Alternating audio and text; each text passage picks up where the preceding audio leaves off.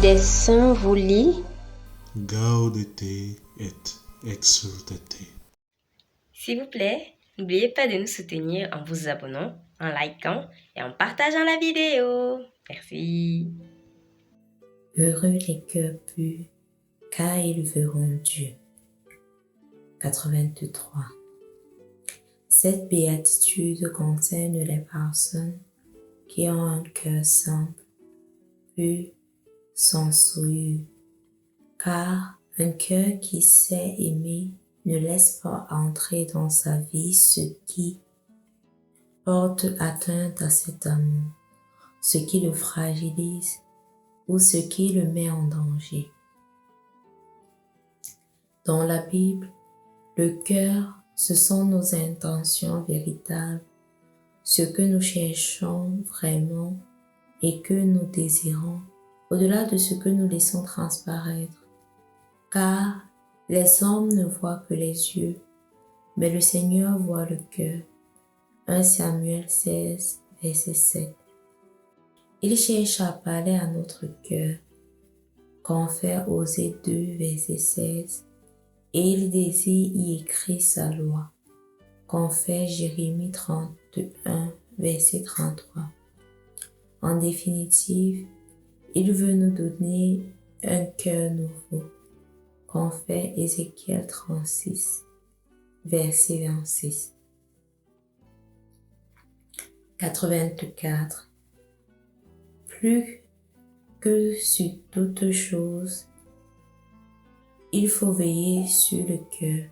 Confère Proverbe 4, verset 23.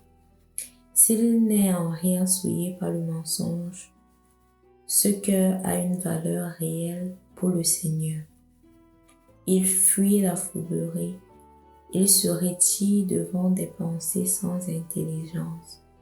Sagesse 1, verset 5.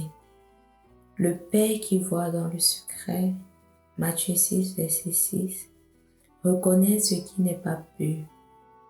Autrement dit, ce qui n'est pas censé, mais qui est seulement une coquille et une apparence, tout comme le Fils sait ce qu'il y a dans l'homme.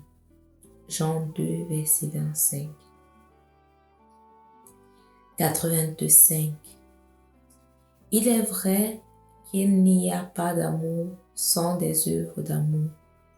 Mais cette béatitude nous rappelle que le Seigneur demande un don de soi aux frères qui viennent du cœur.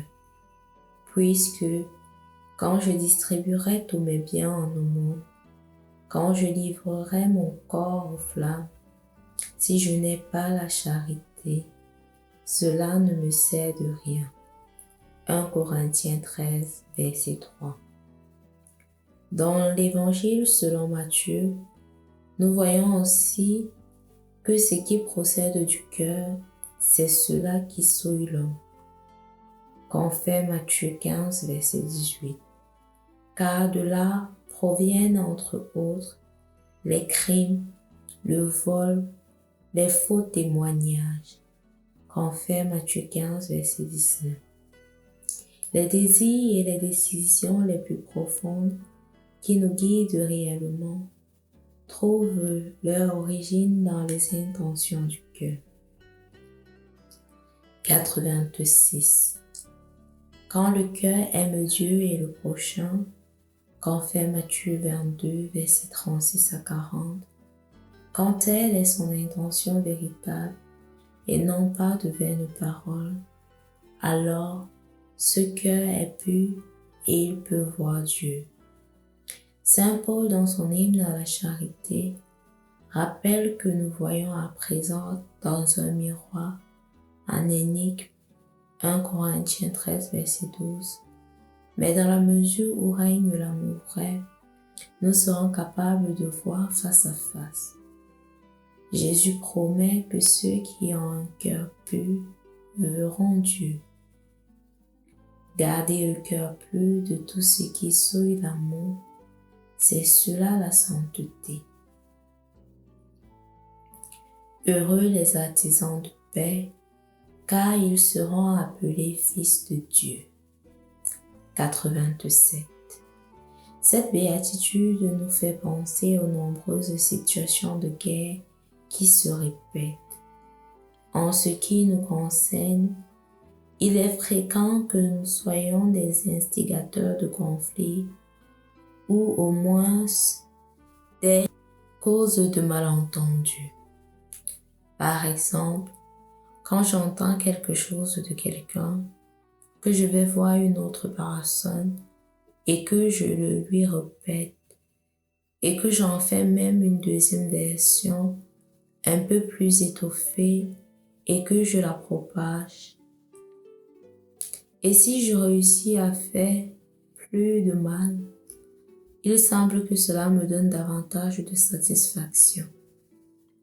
Le monde des ragots fait des gens qui s'emploient à critiquer et à détruire ne construit pas la paix. Ces gens sont au contraire des ennemis de la paix et aucunement bienheureux. 88. Les pacifiques sont source de paix. Ils bâtissent la paix et l'amitié sociale. À ceux qui s'efforcent de s'aimer la paix en tout lieu, Jésus a fait une merveilleuse promesse.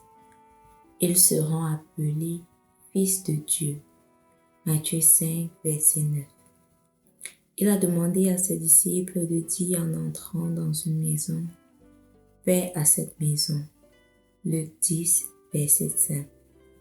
La parole de Dieu exhorte chaque croyant à rechercher la paix en union avec tous. Confère 2 Timothée 2, verset 22. Car un fruit de justice est sémé dans la paix pour ceux qui produisent la paix. Jacques 3, verset 18.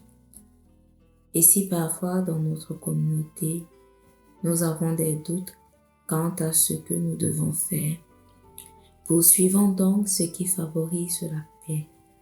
Romains 14, verset 19.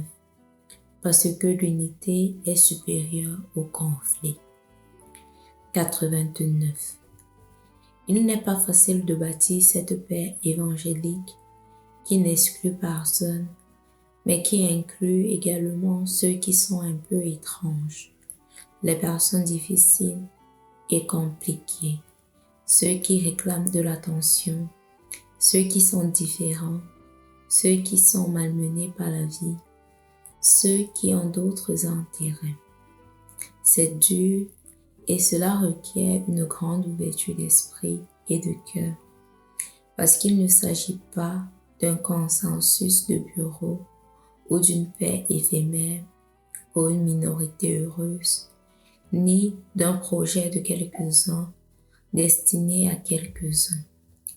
Il ne s'agit pas non plus d'ignorer ou de dissimuler les conflits, mais d'accepter de supporter le conflit, de le résoudre et de le transformer en un maillon d'un nouveau processus. Il s'agit d'être des artisans de paix parce que bâtir la paix est un art qui exige sérénité, créativité, sensibilité et dextérité. S'aimer la paix autour de nous, c'est cela la sainteté. Heureux les persécutés pour la justice, car le royaume des cieux est à eux. 90.